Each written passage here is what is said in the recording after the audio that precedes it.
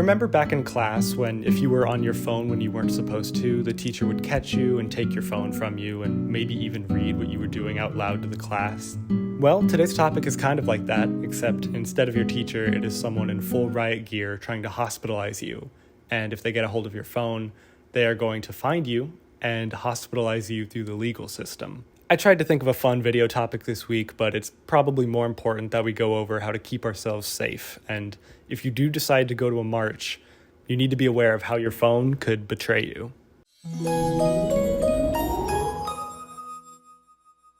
Hello and welcome back to the channel, and for all my fellow Americans out there, goddamn, huh? I'm doing my best not to lose all hope, like the little bug in my brain that produces the positivity is still alive, and I'm confident that things can get back to normal, but geez, what a backslide we've gone through in the past decade. I feel like the most productive use of my time right now is to maybe go over how we all can stay safe, and in the digital era that we're all living in, if we're going to be standing up and protesting for the rights of people, it's important that we're aware that these little phones are not always on our side. But first, we're going to have a big old juicy disclaimer, because this video could probably be used against me in a court of law if I don't. I am not a pro-protester, and if you are looking for general safety and awareness tips when it comes to putting yourself out there during a march, I suggest that you seek out other sources to teach you about that, because I'm not the best person to go over that. What I can do right now is go over digital security, because that's something I feel like I have at least a little bit of awareness of. I'm also aware that this is basic information, and if you have participated in a march, you probably know this stuff, and maybe even more than me. So if you feel like you can correct me on anything I say in this video, please do so in the comments. Additionally, I am not pressuring or pushing you to go out and march, because that's not something I can make you do. There are a lot of helpful ways you can make your voice heard, and if there is something impeding you like a disease or a disability, you should not go out and join a crowd of others, and there will be other ways for you to help. All right, that's the disclaimer. Hopefully I don't go to court over this. Let's start off with some pretty simple basic questions. Is protesting warranted? Yeah, it is. It has been for a while. I think now is the time for all of us to try and fight back in any way we can. The people in power in our country are rolling back a lot of healthcare and protective services for a lot of people, and even if the recent overruling doesn't affect you, they're not going to stop here because they didn't start here, and with more and more restrictions, they're going to start attacking the healthcare of all Americans, everyone who they can control. Even the people who are celebrating this recent overturning don't really seem to get that the government wants to control all of us, not just some of us. And whatever you identify as, whatever your demographic is, it's probably next to some degree. This is a time for all of us to fight back against the system that oppresses us. And it oppresses all of us. Is protesting effective? It sure is. We've seen examples of other countries being able to reverse decisions after protesting immediately, and this is the best way we can communicate en masse to the government. I was about to say something that would get my channel deleted. I could be wrong about this, but I think the LAPD said that they can stop one 10,000 person protest, but they can't stop 10 1,000 person protests. And I think that's a very clear sign that this can work. This is a very effective way to be heard and noticed.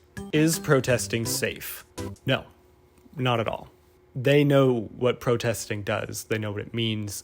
And so they combat it as hard as they can in order to shut it down, which is an indication about how powerful it is, but it doesn't change the fact that you will be put in danger if you march. Even peaceful protests where people are holding signs, chanting, or taking a knee somewhere can turn violent at a moment's notice. And you can't really count on your safety just because a protest is labeled as safe, because if there is law enforcement anywhere, they can do what they want. Okay, let's go over some basic phone security, because this tiny little box that we used to text people with is one of the biggest problems when it comes to protesting. If at all possible, don't bring your phone to a protest. Leave it home, leave it off, just don't even make it a problem. If you don't bring it with you, it means that it can't be used against you, and all of the apps that track your location can't identify you wherever you end up being, wink. In the case of an emergency, I've heard it recommended that it's smart to have a third party agree to have their emergency contact written on your arm in Sharpie, so in case something bad happens, you can point it out to someone and they know who to call. It's smart to not go to a protest alone, and if you can go with friends or a group, I recommend it. However, you should not plan anything related to the protest over text. That means routes, teams, getaways, anything. Because if you have it over text, that receipt is out there and it can be used against you if it's accessed. Anything with your name or number attached to it can be used against you, and it's smart to minimize that chance as much as possible. I've heard it recommended that you should use the Signal app for texting or a VPN to try to get around that, but it's important to remember that those are not flawless, and the authorities can access that information if they have a warrant. Like, the company cannot protect you completely. This one should be common knowledge, but apparently it's not. Don't take photos at protests. No selfies, no vlogs. Come on, don't do that. First of all, it's disrespectful to use fighting for people's rights as a prompt for a photo shoot. And secondly, that's evidence that can be used to place you at that march. I better not see Instagram photos of marches. I hate that. Additionally, don't photograph other protesters. Journalists really struggle with this one. Their safety is at risk if you have documented them at that place, and you're essentially offering evidence to anyone trying to find them. And journalists? The outlier for this rule is police violence. If you are nearby a protest or a supporter on the sides, definitely film whenever things get violent, because that's how we know which officers are doing this, and they can be identified this way. And even in the past few days, we've seen a lot of footage of them being increasingly violent. And it is important that we know exactly what's happening and get the word out there that this is their response. Okay, now let's go over some digital security not specific to the march, but still included in the realm of protesting. Please do not voice threats or make plans to harm any government officials, even as a joke, on social media sites that are famous for selling your data. In general, it is smart to not give sensitive information away to any social media account, even the privated ones, because those are not as inaccessible as you think. If you need to vent or get anything out of your system, I recommend using a physical diary to write in and then hide, so that can't be used as physical evidence against you. Your digital footprint is real, and in your normal life, I don't think you have to worry about it, but when it comes to this, when they actually want to use this against you, you don't want that on your record, because the government will treat those as real threats, whether or not they really believe you have intention to harm or they're just trying to establish the intimidation around it. It's just smart to not put that out there. You can think whatever you want, though. Violence is way okay up there.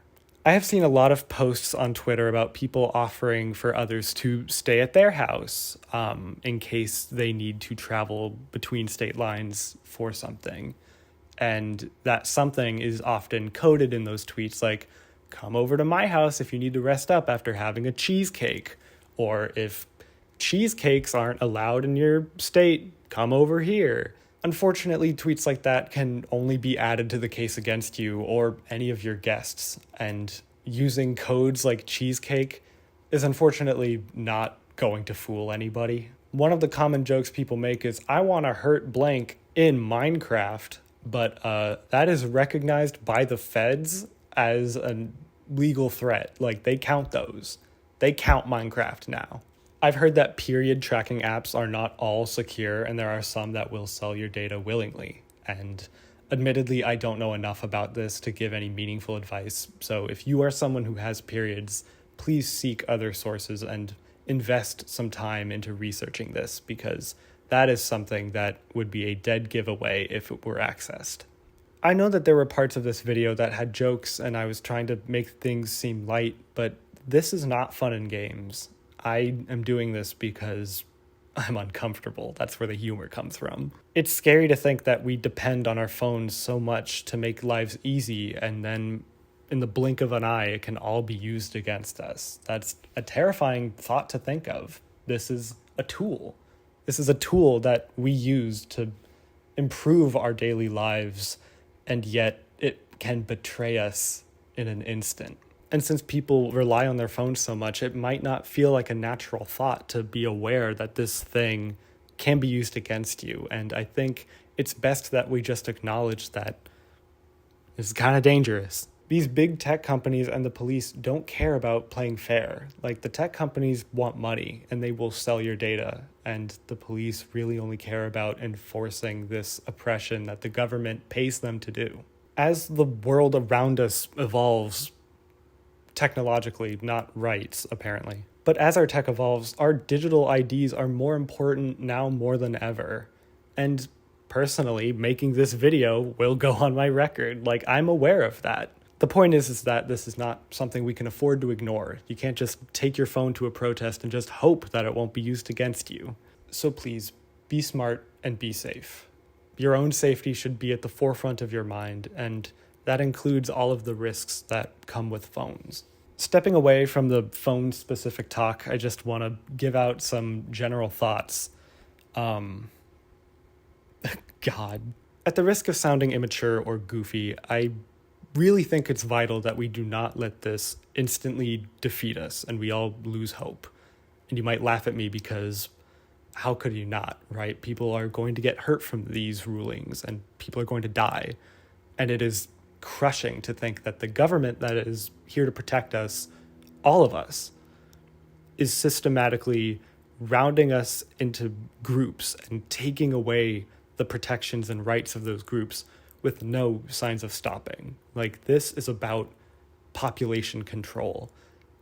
And how could you not lose hope when the foundation of the country you're in is setting up plans against you? This is why I think it's important we talk about protesting or strikes or marching, because that's how we get heard. That is how we fight back against these systems that the government benefits from. This government that we have right now, all of the politicians of all the parties, all of the branches, all the way down to law enforcement, they're going to benefit from controlling us. But it's important to remember that the way the demographics of this country shake out, there are more of us than there are of them.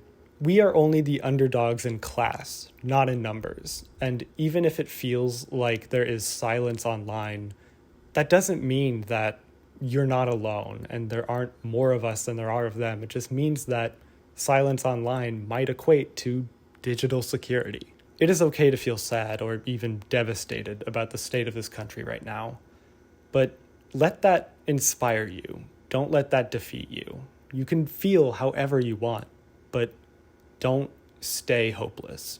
At the very least, I'm here for you. Even if it feels like you're suffering alone, you're not, and I'm on your side. The little optimism bug in my brain keeps telling me that a better world is possible and we can get there. And even though this is a huge step back in terms of the world and progress, the fight doesn't end here. As cheesy as it sounds, we're going to keep pushing back, and at the very least, I'm with you. Progress is never impossible, and as long as we help each other, if we stay smart, stay safe, and we don't expose ourselves with our phones, we can do this. And for some reason, if everything in this video does incriminate me, just for protection, this was satire. I'm playing a character, and you can't prove otherwise.